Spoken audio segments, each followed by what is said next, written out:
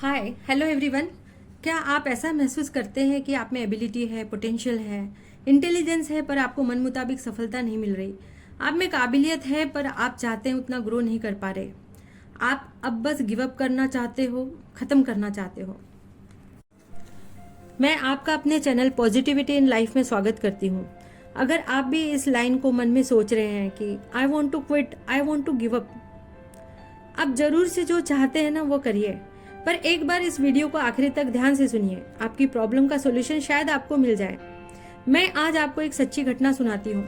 ये उन insurance agent की कहानी है जिनके पास अमीर बनने की एक बहुत बड़ी अपॉर्चुनिटी थी, लेकिन उन्होंने अपने गोल से केवल 3 फीट की दूरी पर ही गिव अप कर दिया।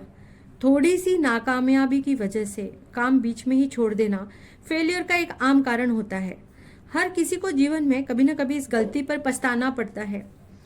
आरजी डर्बी, जो बाद में देश के सबसे सक्सेसफुल इंश्योरेंस एजेंट बने, वो अपने अंकल की कहानी शेयर करते हैं। उस समय लोग गोल्ड के पीछे पागल थे। सोने की खदानों को उस समय पर ढूंढने का चलन था। डर्बी के अंकल भी पश्चिम में सोने की खदान ढूंढने निकल पड़े। काम कठिन था, लेकिन उन्हें अपने सपनों पर विश्वास था और थोड़ी खोज खोजाई के बाद कोलोराडो में एक जगह पर खुदाई शुरू हुई। खोदते खोदते एक जगह पर मेटल का कुछ चमचमाता सा सिरा नजर आया। डर्बी और अंकल दोनों को खुशी का ठिकाना नहीं था। उन्हें लगा कोलोराडो की सबसे बड़ी सोने की खदान तो उन्हीं के पास है। उसे निकालने के लिए एक मशीन की जरूरत थी। सो डर्बी और अंकल रिश्तेदारों से कुछ पैसे उधार लेकर, कुछ अपने पैसे लगाकर उस महंगी मशीन को खदान में ले आए और सोने का पहला खेप मिला, जो थोड़ा ही था, परंतु अभी तो पूरी माइन खोदना बाकी था। काफी दिनों तक खुदाई चली, लेकिन सोना जैसे उस माइन से गायब ही हो चुका था। दोनों की हिम्मत दिन ब दिन टूटी जा रही थी। फिर उन्होंने क्विट करने का फैसला लिया और उस महंगी मशीन को महज $100 में ही बेचकर वे कोलोराडो से अपने घर वापस चले गए।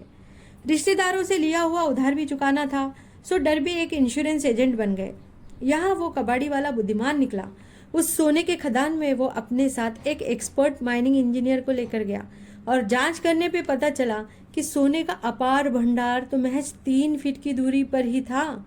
डर्बी और अंकल खुदाई को बीच में ही ना छोड़ते तो आज वे दुनिया के सबसे अमीर आदमी होते, लेकिन उनकी क्विट करने की आदत ने उस कबाड़ी वाले को और उन्हें उस करोड़ों की संपत्ति से वंचित कर दिया। डर्बी कई सालों तक रिश्तेदारों के उधार चुकाते रहे और इस घटना ने डर्बी को बहुत बड़ा सबक दिया। आपने हैरी पॉटर की मूवी देखी होगी, किताबें भी पढ़ी होंगी। उसकी ऑथर भी इसी तरह गिव अप करके सुसाइड का मन बना रही थी। उनकी लाइफ स्टोरी आप सुनेंगे तो सोचेंगे कि हम फिर भी बहुत बेटर कंडीशन में हैं। जेके रावलिंग, हैरी पॉटर की ऑथर, ने जिंदगी के बहुत बुरे दिन भी देखे। बचपन तो उनका बहुत नॉर्मल ही था, लेकिन उनकी माँ की मृत्यु के बाद उनके जीवन में संघर्ष ही संघर्ष था। उनकी शादी हुई, उनके एक बेटी भी हुई। उन्हें उसके बाद काफ़ी डोमेस्टिक वायलेंस को फेस करना पड़ा।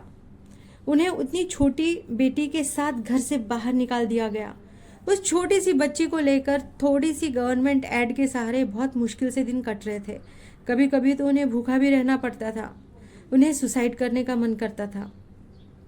लिखना उनका पैशन था। 13 साल पहले उन्हें एक फिक्शनल स्टोरी लिखने का आइडिया आया था। वे उस पर अमल करने लगी। उसी गरीबी में उन्होंने उस बुक को कंप्लीट किया। उन्होंने उस मुश्किल वक्त में अपने पैशन को भी फॉलो किया था।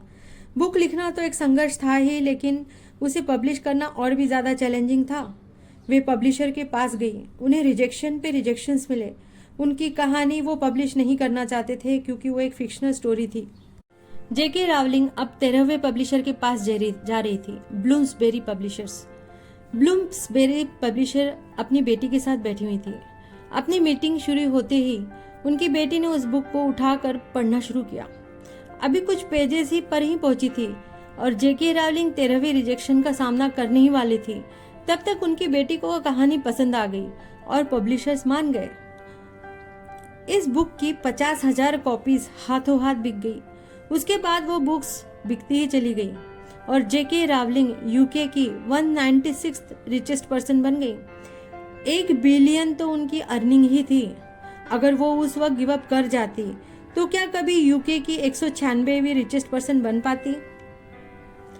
लाइफ आपको कभी भी ऐसे चैलेंजेस नहीं देगी कि आप उसे हैंडल ना कर पाए। आपको बस रास्ता खोजना है। गोल नहीं बदलना है, रास्ते बदलने हैं। आप में कैपेसिटी थी, इसलिए आपको इस चैलेंज के लिए चुना गया। इस प्लैनेट पे ऐसा कोई नहीं है जिसने कभी जिंदगी के उतार चढ़ाव ना देखे हों। 100% टाइम तो हर कोई सफल नहीं हो सकता। हम सभी कभी ना कभी अनचाही परिस्थितियों में फंसी जाते हैं। क्या आपने ध्यान, सिचुएशंस हमें कभी दुखी नहीं करती, लेकिन उन सिचुएशंस के बारे में हम जो सोचते हैं ना, वो हमें दुखी करता है। ये पूरी तरह से आपकी चॉइस होगी कि गिव अप करें या फिर एक योद्धा की तरह पूरी रणनीति बनाकर एक बार फिर आक्रमण करें। फेल का फुल फॉर्म ही है फाइट अगेन इन लाइफ। जितने भी successful scientist, inventors, successful businessman हैं, उनमें एक ही बात कॉमन है, खुद पर विश्वास, दृढ़ता, हठ। 2 क्वालिटीज इस जिंदगी में बहुत जरूरी है। स्ट्रॉन्ग डिटर्मिनेशन, दैट इज दृढ़ निश्चय, और अथक अभ्यास, दैट इज टायरलेस प्रैक्टिस। और कुछ टिप्स पॉजिटिविटी के लिए। सबसे पहले अपने आसपास के लोगों को देखें, वो आपको मोटिवेट कर रहे हैं या डिमोटिवेट कर रहे हैं, क्योंकि ज्यादातर अपने लगने वालों की भीड़ में ही कुछ लोग डिमोटिवेट भी करते हैं। जो लोग आपको दौड़कर नहीं हरा पाते हैं ना, वे लोग आपको तोड़कर हराने की कोशिश करते हैं। अगर अब कोई मोटिवेशनल वीडियो या सॉन्ग आपके लिए काम नहीं कर रहा हो, तो आप अपने फील्ड के एक्सपर्ट की सलाह लें। हो सकता है ये साइकोलॉजिकल इशू ना होकर कुछ फिजिकल या टेक्निकल इशू हो।